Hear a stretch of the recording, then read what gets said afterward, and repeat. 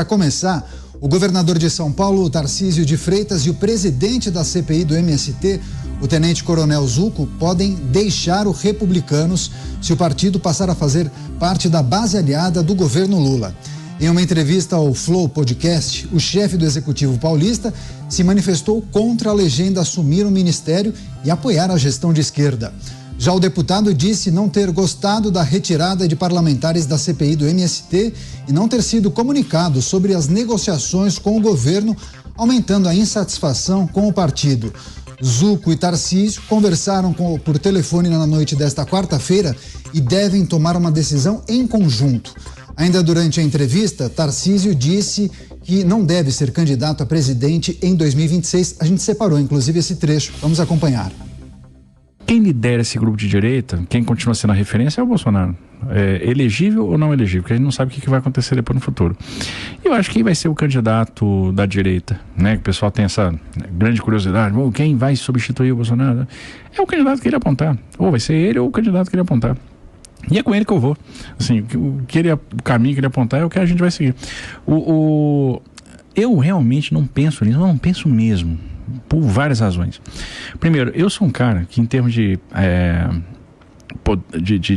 serviço público, poder público, eu estou altamente realizado. Hoje eu sou governador do estado de São Paulo, eu nunca sonhei isso na minha vida, eu nunca concorri à eleição de grêmio estudantil, de síndico de prédio. Vamos começar o nosso giro de análises com José Maria Trindade, diretamente de Brasília, capital federal. Zé, seja muito bem-vindo. Uma ótima noite a você. A iminente entrada do Republicanos no governo federal e as repercussões e consequências, como a possibilidade de perda de alguns importantes nomes de seu quadro. O que vale mais?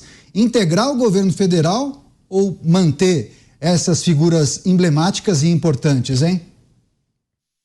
Esse é o chamado reboliço no cortiço, viu? Muito boa noite, Daniel, seja bem-vindo. Beraldo, boa noite, Pavinato, boa noite, Mota.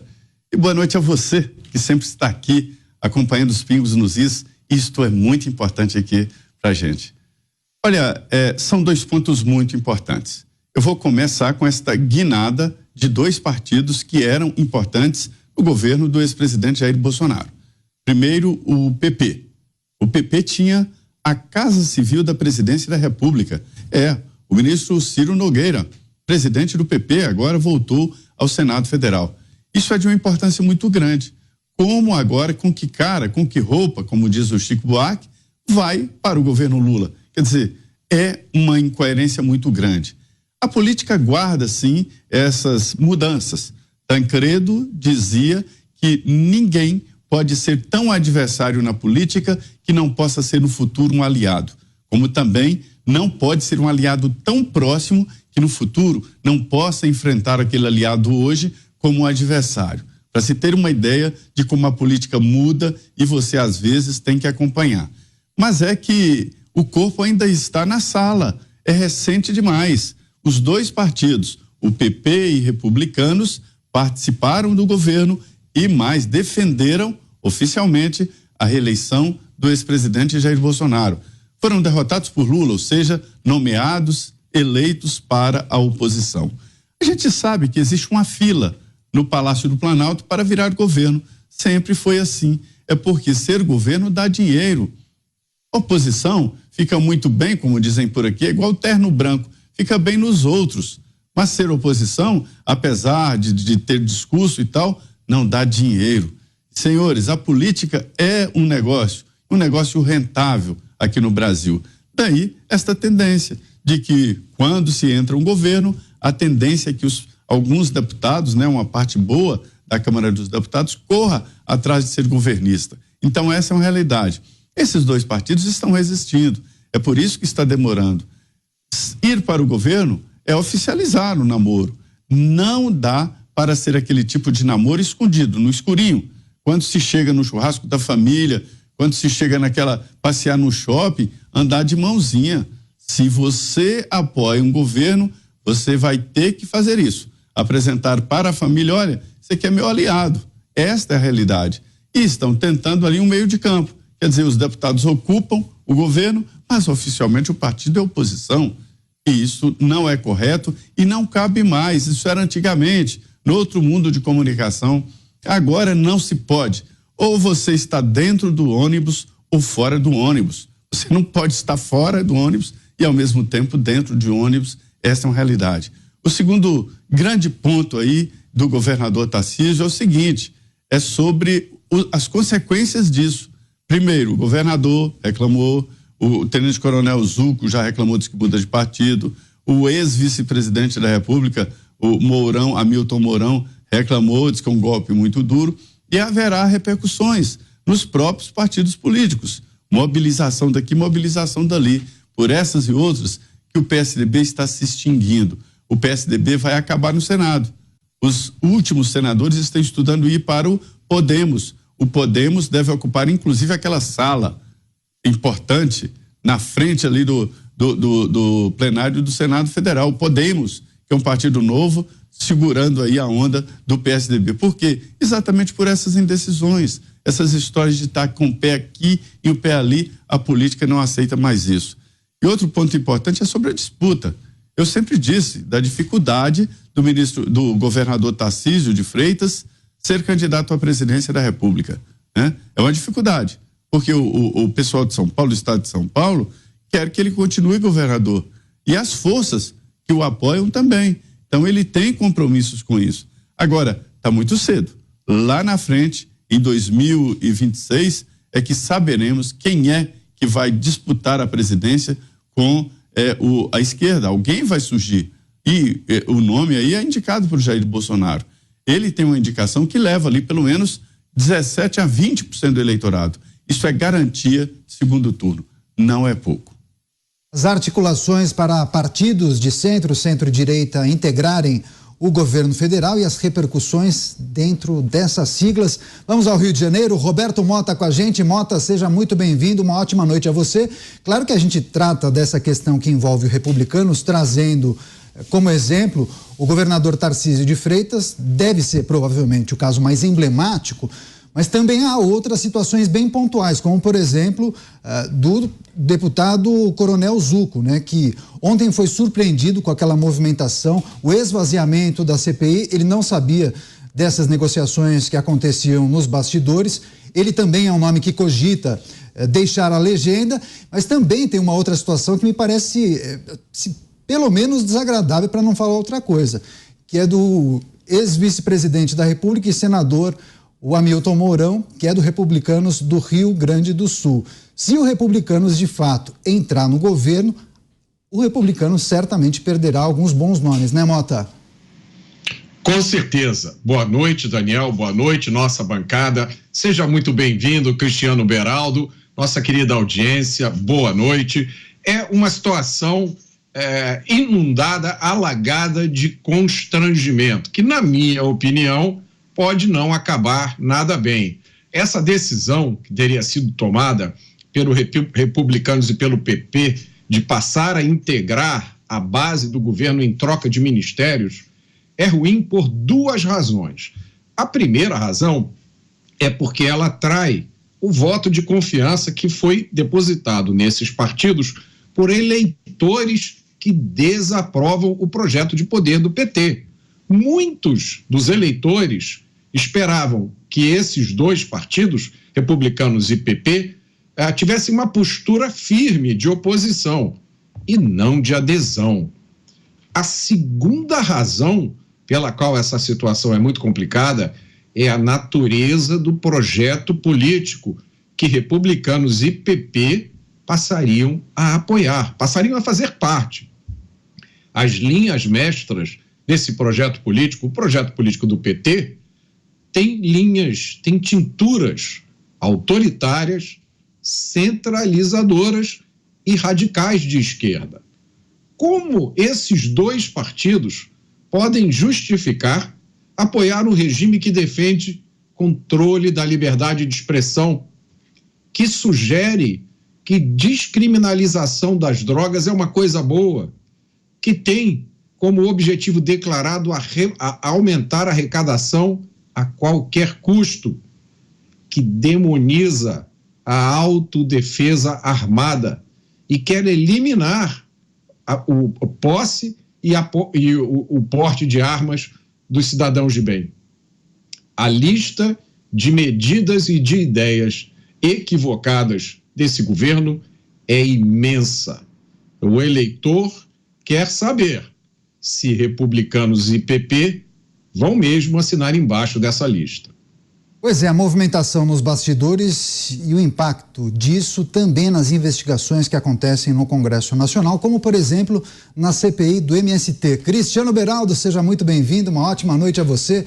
Estamos tratando dessas negociações e articulações nos bastidores para que alguns partidos de centro-direita e de direita venham a integrar o governo federal. Republicanos, inclusive alguns parlamentares como o presidente da CPI do MST, Tenente Coronel Zucco, digamos, insatisfeito com essas movimentações. Ele disse, inclusive, que o esvaziamento da CPI do MST, a retirada de alguns parlamentares, poderá levar à alteração na correlação de forças, praticamente inviabilizando qualquer tipo de investigação. É um jogo de xadrez, né? Boa noite, Caniato, boa noite, Mota, Zé Maria, Pavinato, boa noite a nossa querida audiência, a todos que nos ouvem e nos assistem.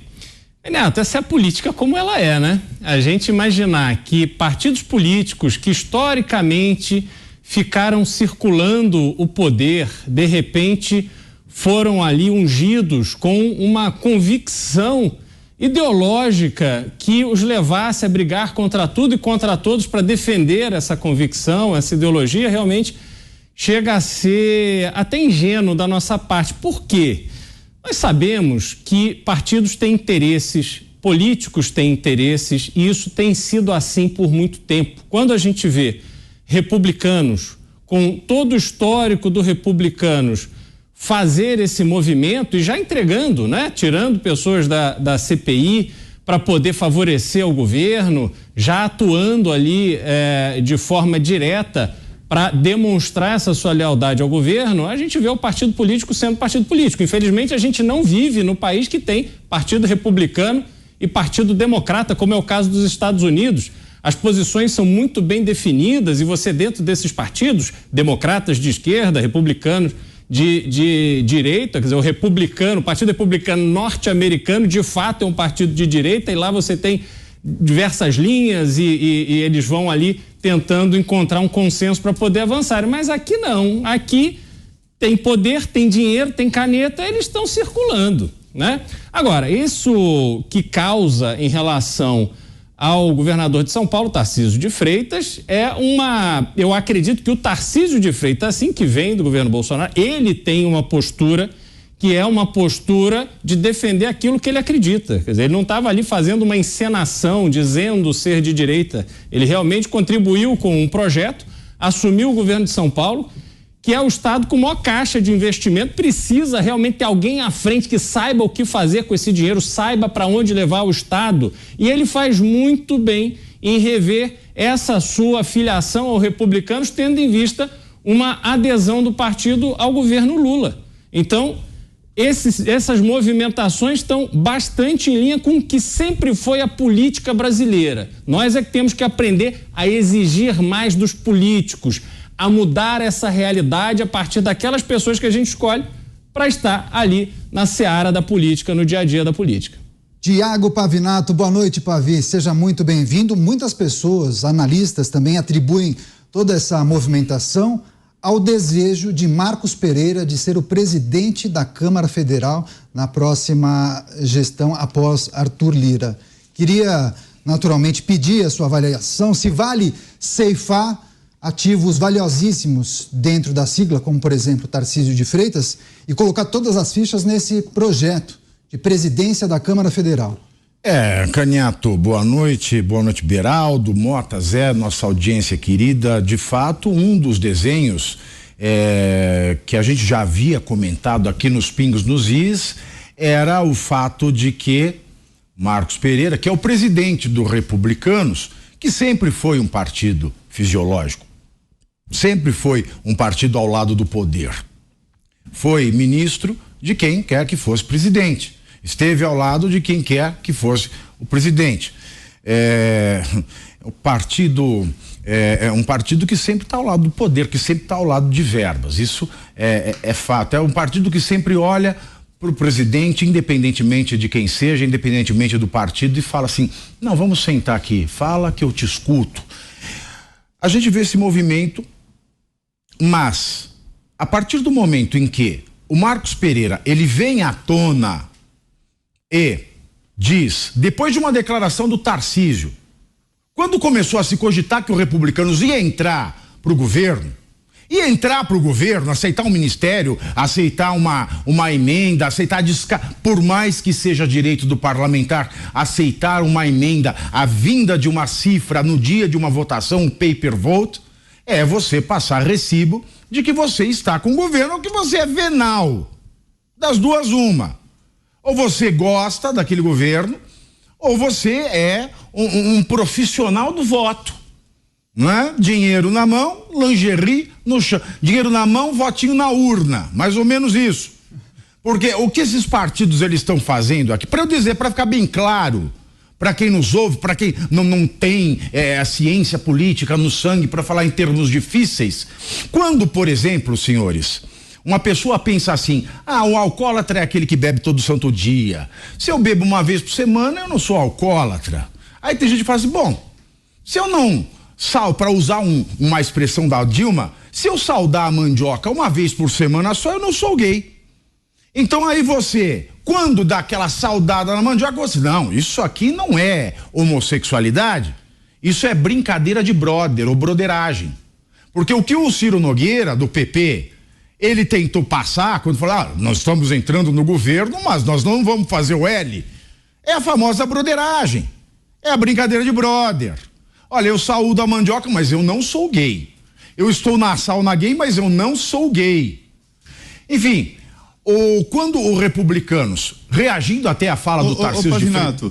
Pavinato, a estrutura, Pavinato, dos partidos políticos no Brasil é muito complexa. É um estilo federação, ou seja, um presidente como o Ciro Nogueira ou o Marcos Pereira, eles não dominam totalmente o partido. Não dominam. Cada estado tem uma tendência. E essa compulsão para ser governo vem das bases. Eu diria o seguinte, que falta exatamente essa concentração partidária para ser assim como você está dizendo. Eu concordo, mas mesmo diferentemente... sendo republicanos, um partido fortemente dirigido por uma igreja evangélica. Olha, mas mesmo comparando o Marcos Pereira com o Ciro Nogueira, o Ciro Nogueira ele ainda consegue manter alguma coesão, porque ele não veio lá atrás e falou: não, o PP não vai entrar no governo. O Ciro Nogueira não vai pegar o ministério. A gente sabe que o PP é um partido de plurimas autoridades, mas os republicanos não é. É diferente, é um caso diferente. Os republicanos ele tem uma autoridade centralizada. E quando o Marcos Pereira reagindo, o Tarcísio falou: olha, eu posso deixar o republicano, se o republicanos entrar para a base do governo, é um absurdo. Aí vem o Marcos Pereira no outro dia e fala o seguinte: não, nós não vamos aderir à base do governo, nós não vamos aceitar ministério. E agora a gente já está vendo ele voltar atrás. Então a questão é um pouco diferente, porque o Marcos Pereira ele falou um pouco antes que ele não, nós não vamos entrar. Eu até achei inteligente da parte dele, porque com aquele rumor da Damares ser candidata, ele não se queima com a direita, lança a Damares candidata, mesmo sabendo que ela não vai ganhar, ela vai fazer uma bancada na Câmara dos Deputados grande, no Senado grande, e aí ele tem uma força ali grande. Não, mas agora ele já adiantou, passou com o carro na frente dos bois, se atropelou e ele vai ser candidato. Exato. Silvio Costa vai ser ministro do governo. Exatamente, vai ser ministro do governo. E agora, com que cara ele vai fazer a campanha? Porque muita gente fala: eu votei no Lira, mas eu não sabia que o Lira ele ia ceder tanto ao governo, eu não sabia que o Lira ia fazer esses pactos. Muita gente que votou no Lira, e o Lira teve votação recorde. Ele foi o presidente mais votado da Câmara dos Deputados, da história da Câmara dos Deputados, primeiríssimo lugar. E muita gente fala: eu não sabia que o Lira viria fazer as coisas que ele está fazendo. Agora, as pessoas achavam que o Lira tinha um posicionamento ali para darem aquela votação maciça nele. Mas o Marcos Pereira não, ele já não tem palavra. Ele tá igual o Lula. Eu não sei se vocês sabiam, mas o Lula, ele contava uma história que ele perdeu o dedinho no torno mecânico, e na semana passada, no dia 2 de agosto, ele já contou que ele perdeu o dedinho caçando caranguejo. Será que ele esqueceu que existe o YouTube? Esqueceu. Acontece, ele não está acostumado com o YouTube.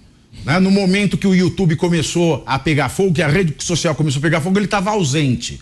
O Lula estava ausente. Ele voltou só depois, então ele não assimilou. Mas o Marcos Pereira, ele morreu pela boca. Vai lá, Zé, vai lá, complementa. Mas, desculpa te interromper aí. Não, por favor. Desculpa te interromper nessa fala muito boa, mas para você ter uma ideia da complexidade, o Silvio Costa, ele defendeu o PT lá em Pernambuco. O pai dele é suplente de senador e é aliado do PT. O pai dele foi da tropa de choque da Dilma no plenário. Para ter uma ideia, só estou te falando isso para dizer que os partidos são mais complexos do que ter um dono ou um mandante. Mas eu estou achando que o Marcos Pereira, ele sabe, ele falou demais. Ele não devia ter falado nada. Ele devia ter feito como Ciro Nogueira. Sabe, boca que usa e continuado. Pois é, agora, Mota, ó que curioso, o Ismael, que eu não sei se é cientista político ou não, fez uma pergunta muito pertinente. Me parece, eu vou substituir a palavra, me parece falta de inteligência, ele escreveu outra coisa, ao Republicanos perder Tarcísio Gomes de Freitas, que deve certamente herdar o eleitorado de Jair Bolsonaro. Vale tudo pela presidência da Câmara? Eu acho que vale quase tudo. O Zé Maria tem razão quando ele chama atenção para essa dinâmica interna dos partidos. É uma coisa muito complicada, meus amigos. Eu digo a vocês, eu trabalhei quase 40 anos na iniciativa privada, achei que já tinha visto tudo na vida. Achei que já tinha visto o que era competição, o que era concorrência. Eu não estava preparado para a vida dentro de um partido. De todos os tipos de política que existem, a política mais selvagem é aquela que acontece dentro do partido. A gente já falou isso aqui outro dia, né? Os partidos controlam a entrada das pessoas na vida pública. Isso é um poder gigantesco. Talvez algumas das pessoas mais poderosas do Brasil não são conhecidas da maioria das pessoas, nem dos eleitores. São aquelas pessoas que controlam os partidos.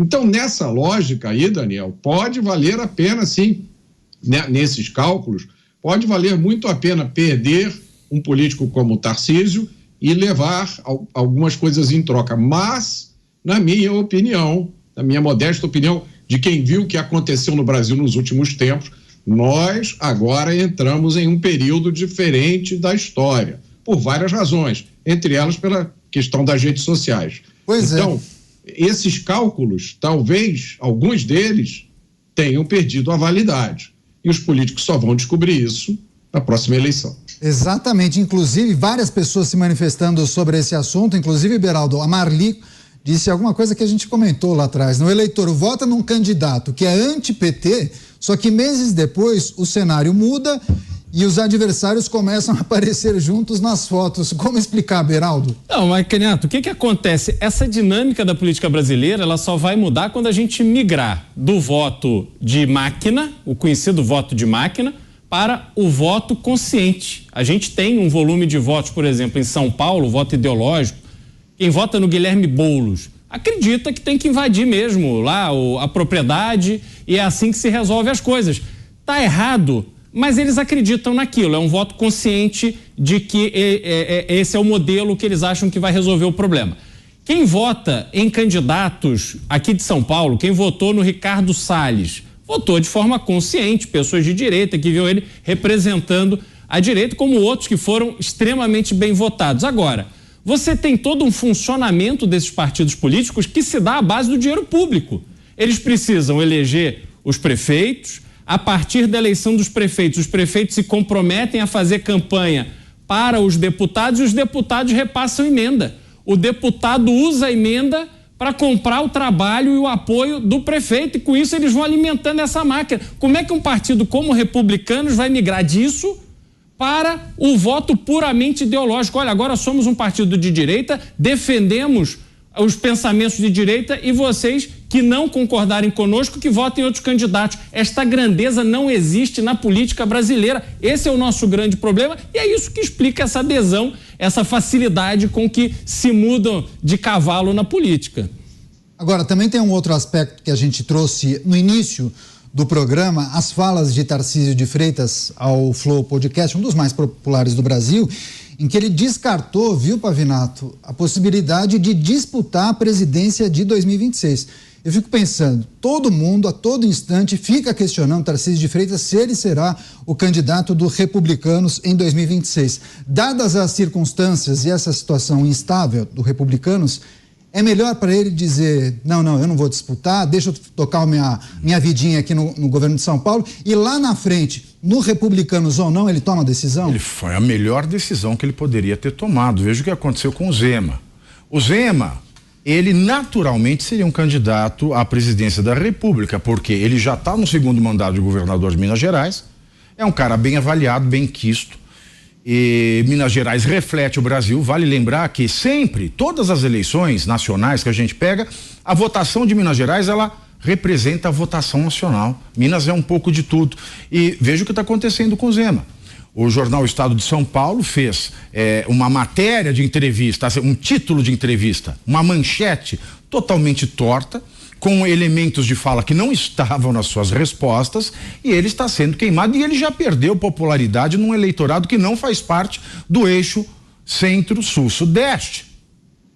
Se o Tarcísio, que também é um presidenciável, ousar dizer que pretende concorrer, porque o Zema não precisa dizer, o Zema naturalmente seria, porque não tem como ele concorrer a um outro cargo, a um outro mandato de governador de Minas Gerais. Agora, o Tarcísio precisaria dizer, mas é aquela coisa, todos aqueles que foram governadores de São Paulo sempre diziam que iam cumprir o mandato todo. Todos aqueles que foram governadores de São Paulo sempre disseram que iam tentar se reeleger e em 8 anos fazer um ótimo trabalho. Alguns chegaram a assinar exatamente, prometendo que não sairiam. Sendo até supersticioso aqui, tá? Sendo até supersticioso, eu ousaria dizer que essa é a maldição do governador de São Paulo. O cara que é governador de São Paulo não cumpre, não faz 2 mandatos, não é eleito. Ele sai candidato a presidente e perde. Então, eu acho até bom que seja verdade. Eu acho que o Tarcísio, até este momento, está sendo um ótimo governador para o estado de São Paulo. Gostaria que ele fizesse 8 anos como governador aqui e, depois de 8 anos, fosse candidato a presidente, até para se livrar dessa maldição, porque a gente começa a ficar supersticioso. O Mota quer fazer um complemento. Vai lá, Mota. O Tarcísio não está só sendo um grande governador, Pavinato. Ele está dando aula de política. Foi o que ele fez nessa entrevista. A declaração dele confirma que ele tem uma grande habilidade política e uma capacidade de entender o contexto onde ele está. Tá? E agora, nem que ele tivesse a intenção de ser candidato, ele não teria nada a ganhar dizendo isso agora. É longa a lista de políticos que morreu pela boca, não conseguiu segurar. Qual é o seu sonho? Não, meu sonho é ser candidato à presidência da República. Pronto, saiu, acabou, né? Agora, o Tarcísio, presta atenção nisso, ele foi além. Só um parênteses, Mota, quem falava isso foi o Wilson Witzel. Durou quanto tempo no governo do Rio? Bem lembrado. São muitos. Faça a lista aí mentalmente de quantos que não conseguiram se conter com a obsessão de ser presidente da República. Mas o Tarcísio, como eu estava dizendo, ele foi além. Ele não apenas disse que não é candidato, mas ele reafirmou que o líder da direita brasileira continua sendo Jair Bolsonaro, aconteça o que acontecer. Pensem nos senhores, no que isso significa no momento em que a gente está vivendo. Fazer uma afirmação como essa, ter a coragem. Com isso, o que ele fez? Ele mostrou que tem o completo controle do seu ego. Aquilo ali era a cena pronta para ele dizer: estou fazendo um governo maravilhoso, esse governo vai ser o melhor do Brasil, serei candidato à presidência da República, unirei o Brasil. Ele controlou o ego e ele fez justamente o contrário. Ou seja, o Tarcísio mostrou que o ponto fraco da maioria dos políticos, que é o ego, esse ponto fraco não é dele. Claro. Mais uma coisa. Em Brasília, depois do dia 8 de janeiro, em Brasília, quando o Lula fez a reunião com os 27 governadores dos 26 estados, mais a vice, né, a interina do Distrito Federal, ele foi o único que não ficou fazendo coro ao Lula, porque todo mundo ficou, presidente. Ele foi o único que chegou e disse, tá, ok, precisa pacificar, mas esse exemplo também precisa partir do governo federal. Ele foi o único que colocou os pingos nos is naquela reunião. Foi o Tarcísio. Então, é muito louvável. E não foi ouvido, né? Não, mas aí é querer demais. E tem outra. O que tem? Se ele mudar de ideia daqui 4 anos, se lá, vamos falar, 2026, ele decide sair candidato, o que vai pesar contra ele? Ah, você disse que não sairia candidato. Aí quem que vai concorrer com ele? O homem que mudou a versão pela qual ele perdeu o dedo. Pois é, do ponto de... Vai lá, Mota. esse é o paradoxo dessa situação. Quando ele negou que sairia candidato e reafirmou sua confiança no Bolsonaro, o que ele fez? Ele confirmou a percepção de que ele é, sim, um excelente candidato para 2026. Exatamente. Deu aula de política. Uma pessoa que, como ele mesmo disse, está na sua primeira eleição. Tá certo. E vocês estão dando uma aula de debate aqui no programa Os Pingos nos Is, girando com os nossos comentaristas, também agradecendo a audiência das pessoas que chegam no break comercial pela rede de rádios da Jovem Pan. Zé, queremos te ouvir também. Pois é, aí são dois conceitos básicos. O primeiro de tudo é que existe uma lei não escrita e que eu observo muito. O mandato de prefeito, de governador e de presidente da República no Brasil é de 8 anos. É de 8 anos. Com a possibilidade de uma avaliação do governo no meio do mandato, de 4 anos. Um presidente da República, governador ou prefeito que diz que não é candidato à reeleição, ele encurta o mandato e abre uma possibilidade muito grande de disputa interna. Se o chefe não é candidato, secretários e outros começam a lançar candidaturas e tumultua o governo. Então, no Brasil, o mandato não escrito é de 8 anos. O prefeito, governador e presidente tem que chegar já pensando na reeleição, mesmo que ele não queira, senão reduz o mandato dele. Lá em Minas, o Zema pode ser candidato ao Senado, desde que ele renuncie meses antes para ser candidato ao Senado. E a história, se o cavalo passar arriado, ele monta, que é para a presidência da República. E outra coisa, gente, é a realidade. Está longe demais. Está longe demais. 2026 não está ali na esquina, não. Falta muito tempo ainda e até lá haverá outras possibilidades.